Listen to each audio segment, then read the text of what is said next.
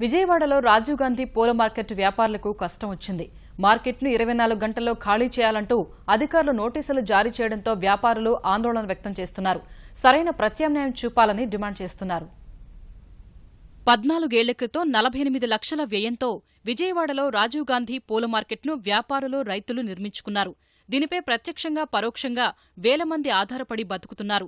కృష్ణా పుష్కరాల దృష్ట్యా మార్కెట్ను గొల్లపూడికి తరలించుకోవాలని విజయవాడ నగరపాలక సంస్థ నోటీసులు జారీ చేసింది. గతంలో మార్కెట్ను తరలించబోమని చెప్పిన అధికారులు ఉన్నట్లుండి ఇప్పుడు తరలించాలి అనటం సరికాదని పూల వ్యాపారులు మండిపడుతున్నారు. ఇక్కడ మార్కెట్ 13 సంవత్సరాల నుంచి మేము మార్కెట్ రన్ చేస్తున్నాము.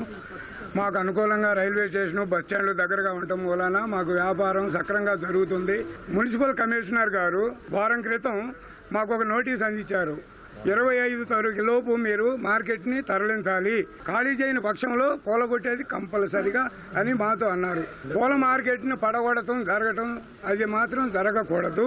దీని మీద 10,000 మంది బేరగాళ్లు కానీ, వ్యాపారస్తులు కానీ, 100 మంది రైతులు కానీ ఎంతో కష్టపడి స్థాపించుకున్నది పూల మార్కెట్ ఇది. దీన్ని అర్ధంతరంగా తరలించడము చాలా ఇబ్బందికర పడతారు. పూల మార్కెట్లో 81 దుకాణాలు ఉన్నాయి. నెలకి 1,80,000 రూపాయలు ప్రభుత్వానికి అద్దె రూపంలో వస్తోంది. ఈ 3 నెలలు పూల వ్యాపారానికి కీలకం కావడంతో లక్షల రూపాయల పెట్టుబడులు పెట్టామని వ్యాపారులు చెబుతున్నారు.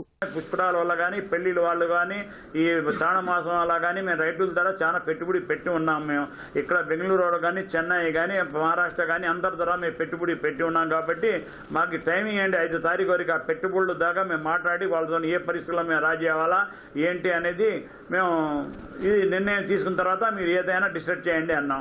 లేదు మేము వచ్చేస్తున్నామని మాకంతా బెదిరిస్తున్నారు. ఒక్కొక్క కొట్టోళ్ళు 2 రోజులతోనే తిరుగుతున్నారు. అక్కడ నుంచి వచ్చే సరుకులు ఒక్కోటికి రోజుకి 20,000, 25,000, 30,000, 40,000 సరుకు వస్తుంది.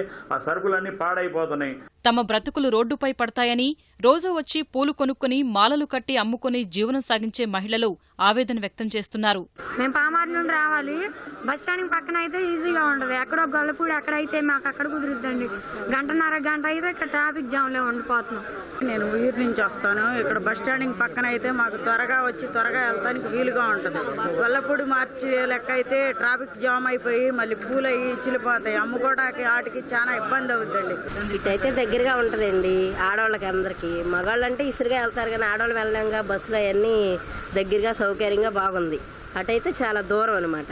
అది ఇప్పుడు ఇలా చెప్పంగానే మేము సఫర్ అయిపోయి చాలా బాధపడుతున్నాం.